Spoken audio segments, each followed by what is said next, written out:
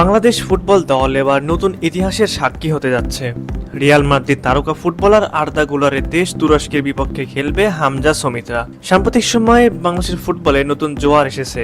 লম্বা সময় ধরে বাজে সময়ে পার করা দেশের ফুটবলে বাড়ছে দর্শক প্রিয়তা।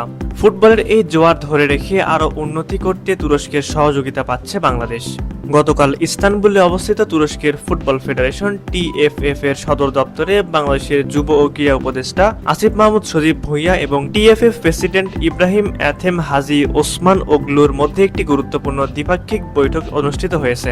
বৈঠকে আসিফ মাহমুদ বাংলাদেশ ফুটবলের সাম্প্রতিক জাগরণ, বাংলাদেশি বংশোদ্ভূত খেলোয়াড়দের জাতীয় দলে অন্তর্ভুক্তি এবং একটি টেকসই ফুটবল ইকোসিস্টেম গড়ে তোলার উদ্যোগসমূহ তুলে ধরেন।